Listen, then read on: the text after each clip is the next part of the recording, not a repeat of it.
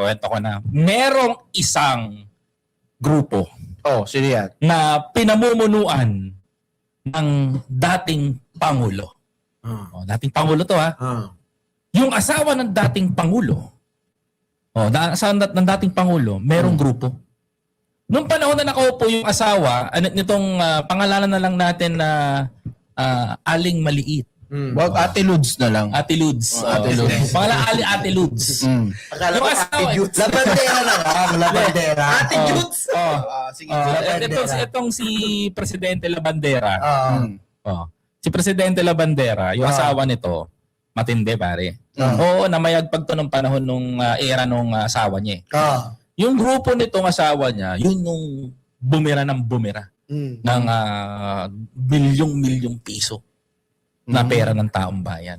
Talagang pinondohan as in, grabe yung kasi nakapokus dito sa grupo nito. I don't want to mention the group. Pero delikado to malaki talaga to.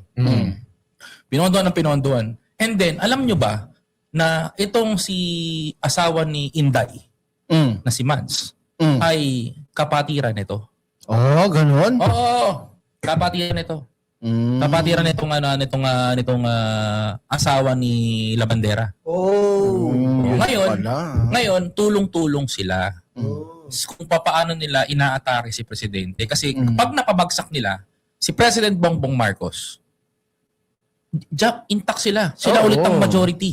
Kumbaga sa business party, pinagbigyan ni Presidente Bongbong Marcos ang Ayala, sila Subel, mga Razon, pinagbigyan niya lahat. Pero itong party kasi nung kabila, na nasa grupo nito, nila Mans, pag napabagsak nila si Presidente, sila ulit ang majority. Yes. Kaso hindi nila napapabagsak. Diba? Kasi itong grupo ng asawa ni Labandera, minomonopoly nila ang bansa natin. Even bigas, presyo, langis, pinahawakan nila sa leeg. This is a biggest group. So, ang gustong palabasin mo, Koy, hindi lang pagpe-fake news, kumbaga, pati ang mga produkto, mga pangunahing produkto, sinasakal nila para masira ang imahe ng Pangulo. Correct. Diba? Kasi hawak nila even ng mga province. Napakarami sa probinsya nito. Hindi ko alam mabanggit-banggit pero kasi marami akong kaibigan doon sa grupo rin nila na kasamahan din nila. Ayoko naman banggitin para for respeto doon sa mga kaibigan natin nandoon. Ang akin lang ito ang akin. Ganon nang ginominomonopoly ang Pilipinas. Pinatakbo nila sa ganon. Na silahan nakaupo nung panahon ni Labandera. Ngayon, dahil magkaibigan sila ni Sara, magkaibigan din ng asawa ni Sara, same nang ginagawa. Pabagsakin si Presidente para mapanghawakan ulit nila ang Pilipinas. Ito pa pinakamatindi, kapatid. Pinakamatindi. Hindi nyo ba napapansin sino nag-uutos kay Mike Defensor? Yes! Oo, tama. Totoo. Sino nag-uutos kay Mike Defensor? Yung sila sino nag-pondo. Sila Bandera. Ako, makikipagpustahan ako. Yung sinabi ni NBI Director Matibag. Totoo yung 5 million. Kasi bakit? Yung screenshot nung Viber nakarating doon sa tropa ko. Si tropa ko pinakita ngayon sa akin. Yung tropa ko bigatin, Falcon pare. Falcon. May tanong ako sa'yo, Koy. Yun bang dating presidenteng Labandera, may boylet daw yun? Kilala mo? Ay, oo. Tago natin sa pangalang letter M. Ngongo ba yun? Tatanong lang. Letter M ang pangalan. M ba? M? Ano daw? Ang sabi, sabi daw, nagbengbangan daw dun sa table ng Malacanang eh. Kadiri, yak. Meron daw ganong eksena. Yung table nung presidente sa Malacanang, dun daw talaga binengbang eh. Kadiri. Parang Alam nyo kay Montulfo? Nahuli yun eh. Alam nyo. Nahuli. Oo, nagbebembangan. May nakakita. tawagan ko nga. Tawagan ko. May nakakita. Confirm ko lang. Confirm ko totoo. Hello, Mike? Mike? Opo. Mike? Po. Totoo ba? Chismis lang yun eh. Isa lang naman yung nakakita nun eh. Hindi nakakita. Ano mo sabi? I am sorry. Kayo. Pero alam ng mga manonood yan. Alam nyo ba yun? Alam nyo ba? Alam nyo ba? Mga yan eh. Alam nila. Pero ang kumukumpas talaga dito sa grupo ni Mike Defensor, itong sila Bandera. Mm. Sila Bandera, wala nang iba. Kasi bakit? Kung tinignan ko yung topography ng grupo nila, pasok din dito sa organisasyon na to. May ganun ha. Oo, pasok din. Even yung mga sumusuporta, kaya podo buhos sila ngayon. Pero kung may tanong ako etong grupo nila Bandera, dikit yan sa buti itong grupo nila Bandera, hindi na sinuportahan ng Dilaw. Di ba dati Dilaw talaga yan eh? Oo. Buti yung Dilaw na iba, hindi sinusuportahan yun, no? Kasi ngayon eh, itong Dilaw at Kakamping ngayon, mapapansin mo, talagang tutok sila sa pagpapalis ng mga Duterte. Pero itong grupo ni Bandera talagang tutok sa pagpapaangat sa mga Duterte, di ba? Isa nga lang yan. Alam mo, pinagtatalunan natin ngayon dito. Hindi na dignity. Business, pera. Minomonopoly ang Pilipinas. Kailangan, sabi ko nga sa'yo, the only way na makabalik sila sa tuktok ng tugatog ng tagumpay nila noon, kailangan nilang pabagsakin si Presidente. Tama. Para mas makuha nila yung mga dapat nilang makuha, makapagkuha sa kontrata sa gobyerno, Yes. makakuha ng trabaho sa loob ng gobyerno natin. Yun ang way nila eh. Tsaka, alam nyo, susuportahan ko lang po yung sinasabi ni Koy. Kasi meron din po isang meeting. Etong sila Bandera, nararandaan mo. Kasama niya sila ang mga DDS na abogado ka-meeting sa Pampanga. Meron po lumabas sa picture noon na ka-meeting nila dahil para pabagsakin naman ang Pangulo regarding dito po sa optics. Palabasin na mahina ang Pangulo, palabasin na ang Pangulo ay walang kwenta ang pamumuno. Galing din po kay Bandera yon. Connect na connect. Kasi alam mo kung bakit, alam mo sa to sinasabi ko, matagal ko sinasabi to. Sa laban ng katotohanan versus fake news, mas nangingibabaw sa ngayon yung narrative battle, kung tawagin. Sa narrative battle, alam kong meron tayong disadvantage. Kasi ang hirap magsabi ng fake news para sa atin eh. Yes. Pero pag katotohanan ang sinasabi natin, madali. Kasi totoo eh. Yung kasinungalingan kasi ngayon, doon nila tayo nilalabanan. Inaarat nila yun. Kumbaga, binabakbakan tayo ng binabakbakan sa ganung sistema. Ibiruin mo, DDS, sinabi nila doon. Example ko na lamang. Sinong gagong maniniwala 18 Marites kay John Cena? Ito si Baligod, sinabi niya doon, kanila Mike, ito, nakatanggap din ng maleta. Yes. Di ba? Kung mapapansin nyo to kung mapapansin nyo. Kayo kay General kay MMDA chairman na General Nicolas Torre naman. Kasi everyone pwede magpa-picture sa kanila. Di Ito ba? pare, baka makalimutan ko. Konektado po ito kasi ito rin po silang Bandera, may malaking galit po ito kay Lacson. Di ba? Dati pa po. Ngayon lahat ng mga ginamit niya kay Lacson, ginagamit niya ngayon. Andiyan po si Jonathan Morales. Andiyan po yung binembang niya sa Malacanang. Yan pa rin po ang nagpabagsak doon kay Lacson. Kaya itong si Lacson naman po ay suportado ang Pangulo, ginagamit niya tong mga to. Isa, pare-parehas yung mga karakter na ginagamit niya, no? Alam mo, yung mga nagmo-monopoly ng laban na to o nagpapatakbo ng laban na to, iisa lang ang convener. Sila Bandera.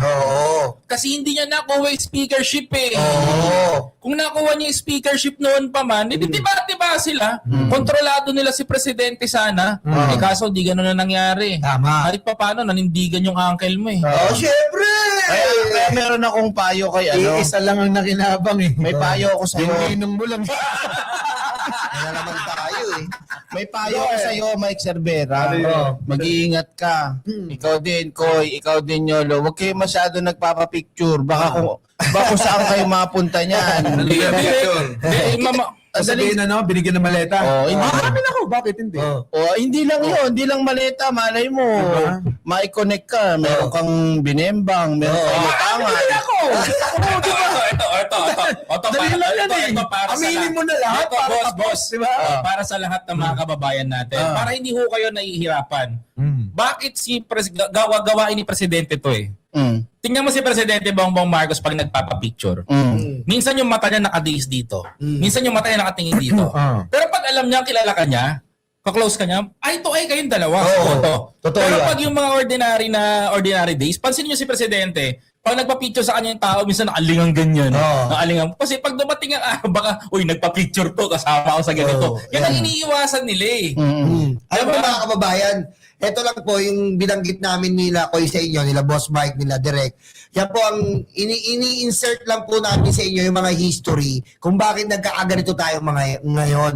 Kasi meron pa po mga ibang mga politiko dyan na hindi pa po makamove on at nakikisaw-saw pa rin para sa kapangyarihan imbis na makipagsuportahan po para sa taong bayan. Kasi Ganun nga. po silang kalala. Dahil sabi ni Boss Mike, kasi nga, Kasi nga, sila ay gusto nilang sirain ang gobyerno para maagaw nila. Oo. Yun lang naman ang pinaka-bottom line dyan eh. Correct. Gusto nilang kunin ang pamamahala at yung pwesto ni Pangulong Bongbong sila magpatakbo at maituloy ang pagnanakaw sa gobyerno. Ayaw nila nung ginagawa ni Pangulo na pinapanagot. Lahat ng mga magnanakaw sa gobyerno. Tama. Sukdulan na nga, pati nga yung ninong ni Nulo. Ipapakulong na, tinuturong mastermind eh. Ha? O, di ba? Wala na sino, Narinig ano? ko si Auntie Claire. O, Anong sabi? Sabi ni Auntie Claire, oh. Sabi ni Auntie Claire, kung si Martin lang ang may kasalanan, huwag niyong idadamay si Pangulo. Nagalit. Nagalit. Yari yung ninong mo. Hindi ko, totoo naman yung sinabi ni Atty. Claire. Hindi, totoo naman sinabi ni si Claire eh. Totoo lang, Boss Mike ah. So, totoo lang, para nyo lang. No open. Alam ko, avid fan ka ni Martin. Siyempre. Alam ko, avid fan ka ni Martin. Pero para sa akin ha, kung may kasalanan si Martin lang, huwag nyo idamay si PBBM. Tama. Andun ba si PBBM na nangungulimbat sila ng pera? Tama. Ba? Hindi mga kababayan ito nga po ang sinasabi natin. Ito po ang sinasabi natin. Kung may kasalanan si Martin, Panagutin. kasuhan nyo na. Panagutin. Kasuhan nyo na. Yung inaamon ko na nga kay si Gutesa, ilabas nyo na para makulong si Martin Romualdez. Hindi yung tinatago nyo, binabalentong-balentong yung naratibo para po magkagulo-gulo. Diba? Yan, Siyempre, may Claire, kapahiring. Kailan kasi dinadawit nila ang Pangulo Oh. sa pangalan ni Speaker Romualdez. Yan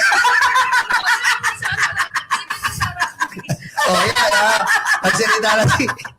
Patay ka dyan. Totoo naman sinasabi kasi ni Atty. Claire eh. Oo, sabi ko sa inyo eh. Ano ngayon na sabi ni Auntie Claire? Bakit pa kasi dinadamit niyo ang pangalan ng Pangulo sa dating speaker Martin Romualdez?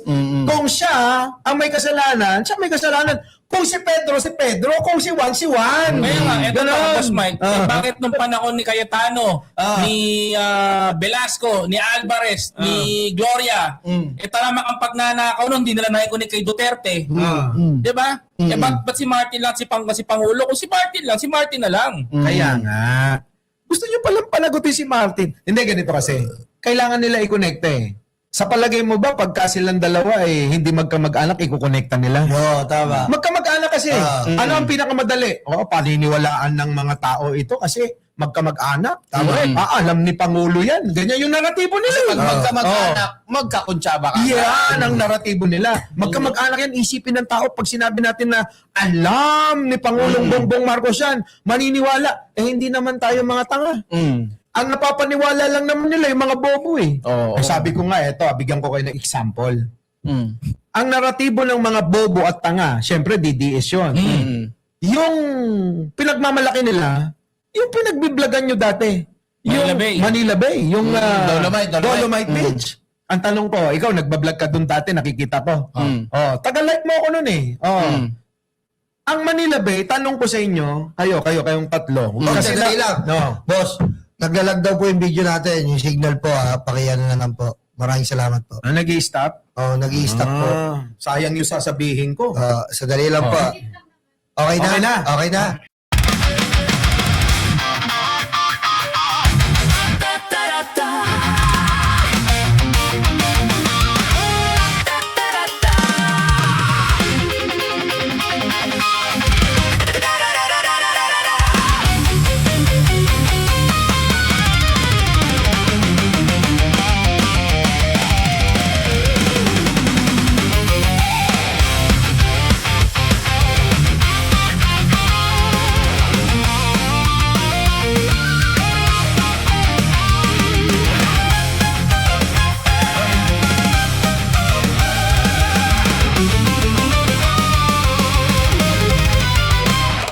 madilim